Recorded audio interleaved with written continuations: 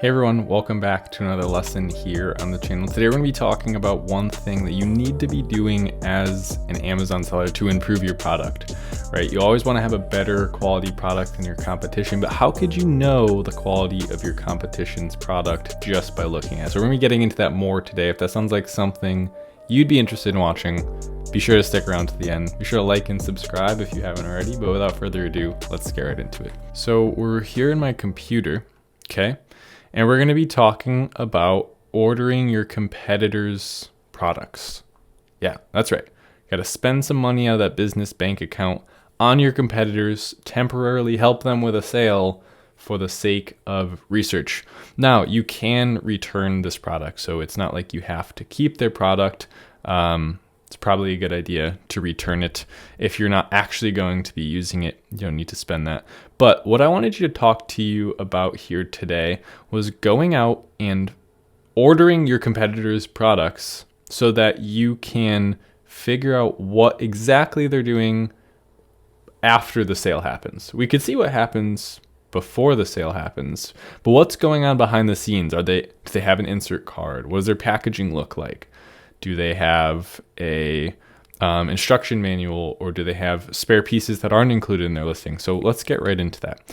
So if I was going to enter this market right now, one thing that I would be doing, and one thing that I have done in the past and will do for future products, is I'll look at who's doing really well, right? So I'll go into X-ray, and even to this day, right, there's always going to be someone better than you and someone worse than you in all areas of life. Someone makes more money, someone makes less money. We really want to go to where a lot of the target audience is gravitating towards. So is there a specific product in here that the target audience just is really liking a lot? And if so, let's try and figure out why. So a lot of the main bestsellers of this style of shelf make about 150 for the more expensive ones to 300 sales for the less expensive ones, are about half price, which makes sense. And they all end up around the same revenue, right? This 5,000 to 7,000 range. But all of a sudden we have an outlier here, like this seller, right?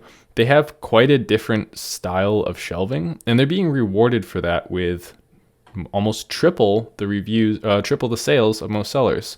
So what I would want to do in this case is, well, we always start off by analyzing the front end. So what's different in the front end? What are they doing differently here? Okay, they have basically very similar pictures to most of the sellers, and honestly, they're okay, but they're not even great pictures. They get the job done. There's no comparison charts, or for this product, that's not really necessary, but I would say it's like a B plus for the photography. Okay, there's not much I can complain about, and there's not much that I could really reward.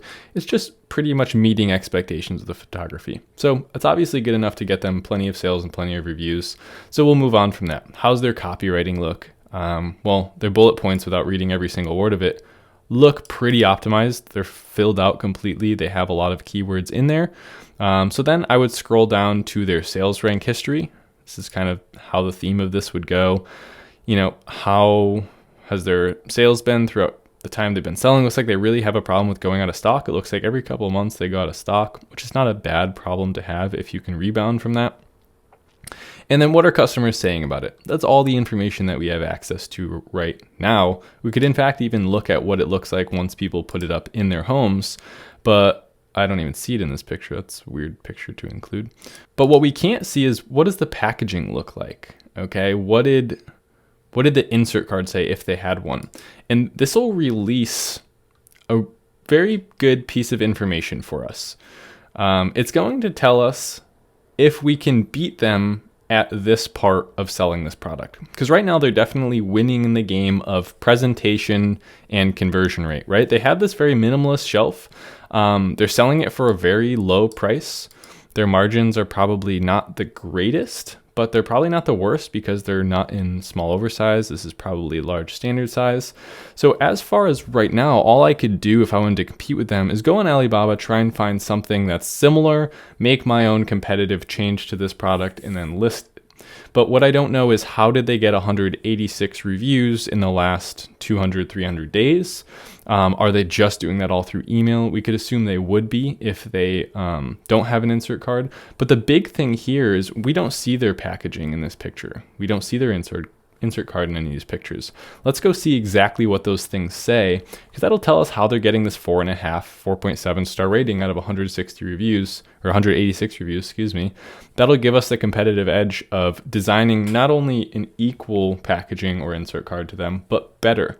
Take away from what they're doing. Is there a picture of their packaging on the box? If not, check box, right? That's something that we can go ahead and do that will just be even that much slightly better over what this seller is doing. So this works in all markets. I wanted to pop in and just give you a quick reminder that you should be ordering your competitors' products, right? This is when you're getting your samples. So this is the last part of this. Go order your sample from your supplier on Alibaba and compare your competitor's product directly to yours. Is their wood thicker? Is theirs heavier? Is their wood nicer? Is the stain more even? Is it look higher quality? Does it feel higher quality? Is their packaging nice? Those are all things you should be thinking about, because the sale does not end here. You still have to please that customer, get them to leave a good review.